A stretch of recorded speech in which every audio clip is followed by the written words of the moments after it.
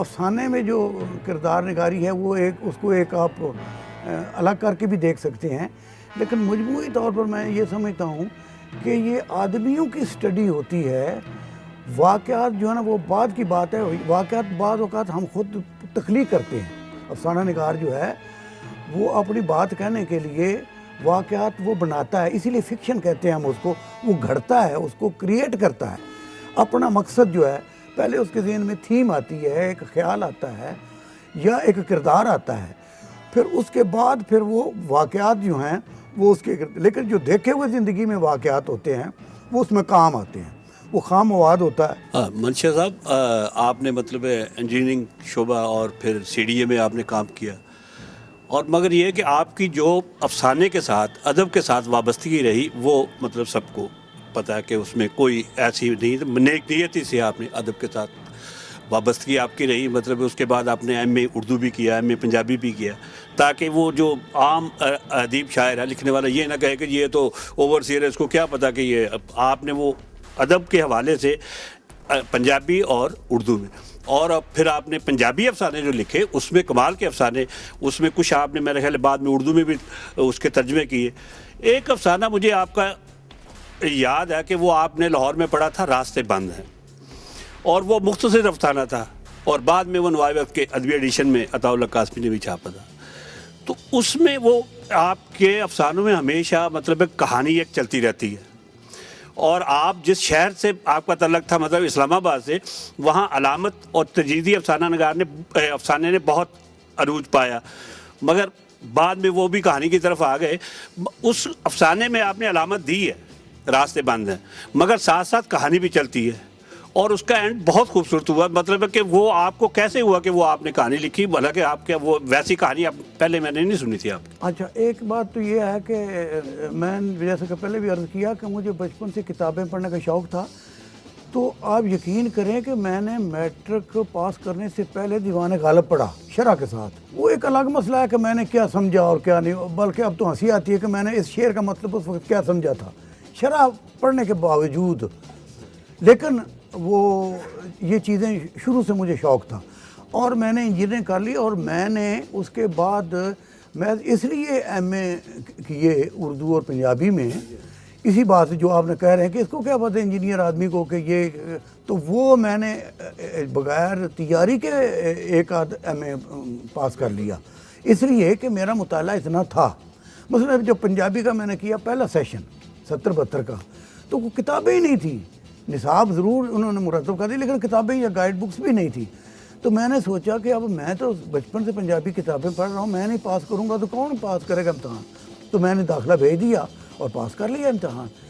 तो कहने का मतलब एक तो मैं शुरू से अदब का जो है ना वहाँ भी लिखता रहा, इंजीनियरिंग स्कूल में भी, और दूसरा ये है कि ये दूसरा क्या सवाल था आपका? रास्ते बंद है कि हाँ, रास्ते बंद हैं जो है, मुझे मेले ठेले का बचपन से बड़ा शौक़ था। अच्छा, और सर्कस, मेले ठेले, हंगामे, ये चीज़ें मुझे शुरू से बचपन में बड़ी हांट करती थी।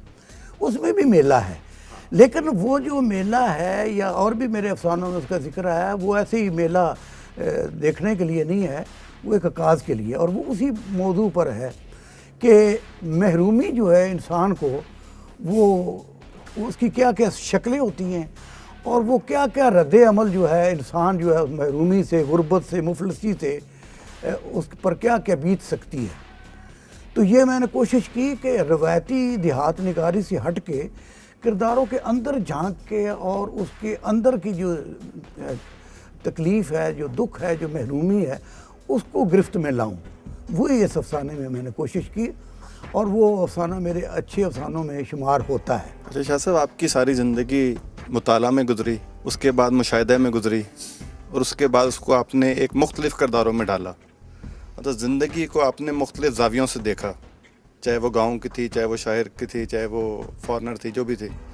इस दौरान आपने क्या ये महसूस किया और उसको पॉइंट आउट किया, या आपके ज़हन में कोई ऐसी तजवीज़ या ख्वाहिश पैदा हुई कि गाँव की ज़िंदगी को कैसे तब्दील किया जा सकता है, लोगों के इल्म में कैसे इजाफ़ा किया जा सकता है, लोगों को कैसे शऊर दिया जा सकता है, या लोगों को किताब के करीब किस तरह किया जा सकता है? क्योंकि आपने ख़ुद भी कहा कि लोग छुपा लिया करते थे अपने लिखे हुए जो भी मवाद होते थे। इस हवाले से आपने कुछ अगर सोचा या किया या करना चाहते हैं या कुछ तजवीज़ देना चाहते हैं तो उसके बारे में थोड़ा सा। जी, ये तो बहुत ही ज़रूरी है कि हम अपने देहात को आगे लाएं, तरक्की दें। सारी जितनी तरक्की, खैर तरक्की तो ओवरऑल कुछ भी नहीं, जो उस तरह अगर आप देखें तो जिस तरह होनी चाहिए थी 60 सालों में, जो हमारे मुल्क को जहाँ पहुँचना चाहिए तो एक अलग मसला है। लेकिन जब जो सालाना डेवलपमेंट, ये थोड़ा बहुत जो काम होता भी है वो शहरों तक महदूद होता है।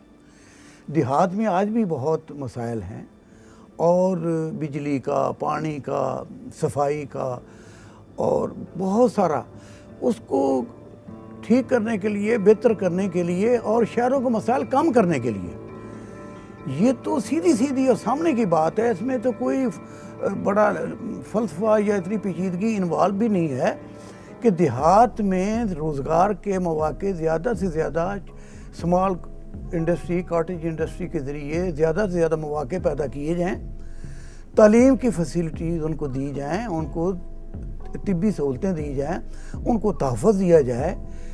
ये चंद चीज़ें जो हैं उनसे ये है, और रोकेंगी आपका शहरों में जो नकले मकानी हो रही है देहात की तरफ से बड़ी तादाद पर, हर रोज़ सैकड़ों लाखों लोग जो हैं वो नकले मकानी, हर पढ़ा लिखा लड़का जो है वो गांव में वो रहते ही नहीं है, मेरे जैसे सब भाग जाते हैं शहर के।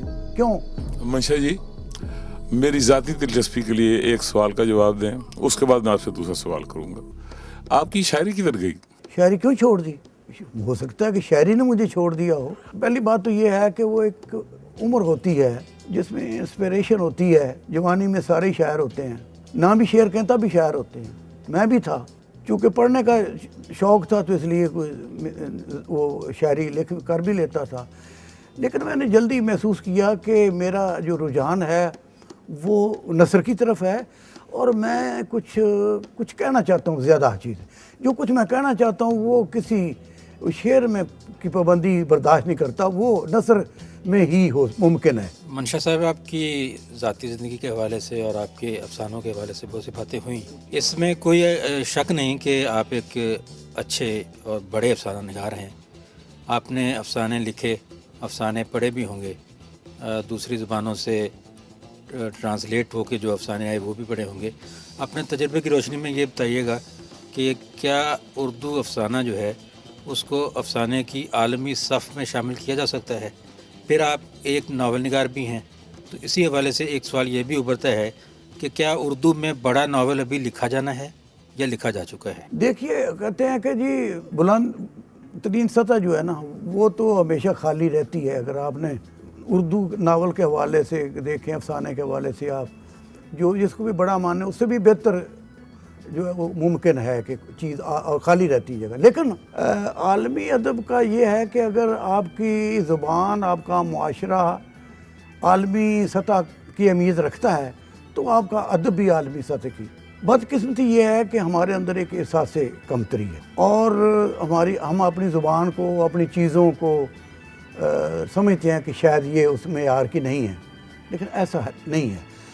हम बाहर का अदब भी पढ़ते हैं, इसमें कोई शक नहीं, उनका सदियों का सफ़र है। क्लासिकी चीज़ें लिखी गई बहुत ज़मानों से, लेकिन अगर आप अपने क्लासिकी चीज़ें देखें, आपकी जो किताबें लिखी गई, आपके जो सूफिया ने काम किया, आपका जो अदब है, मुकामी अदब जो है, जो वारिस शाह कर गए, जो मियाँ मोहम्मद कर गए, जो बुल्ले शाह ने कहा, जो आपके मुकामी शायरों ने जो चीज़ें लिखी, जो उसमें अपना फ्लेवर है, जो उसमें ज़मीन की बू बास है, जो उसमें कल्चर, जो उसमें डेप्थ है, वो किसी तरह कम नहीं है। और उसको उन माशरों के साथ मतलब उनका कल्चर अलग है, और वो चीज़ें जो हैं बाज़ औक़ात मैं देखता हूँ कि ये आलमी कहानी इनाम याफ्ता है, नोबल इनाम याफ्ता कहानी है, लेकिन क्यों है? मुझे सोच समझ नहीं आती कि क्यों है। इसलिए कि शायद हम समझ नहीं सकते कि वो इतनी मामूली सी बात को, लेकिन उनके लिए वो बहुत बड़ी बात है। ये मैं बिलीव करता हूँ कि जो तरक्की पजीर माशरे होते हैं या जो हमारी तरह के पछड़े हुए माशरे होते हैं, उसमें कहानी अदब बहुत रिच होता है, क्योंकि उसमें मसाइल बहुत होते हैं, उसमें तजादात बहुत होते हैं, उसमें नफ़रतें, रुकावटें बहुत होती हैं, इसलिए उसमें कहानियाँ भी बड़ी होती हैं।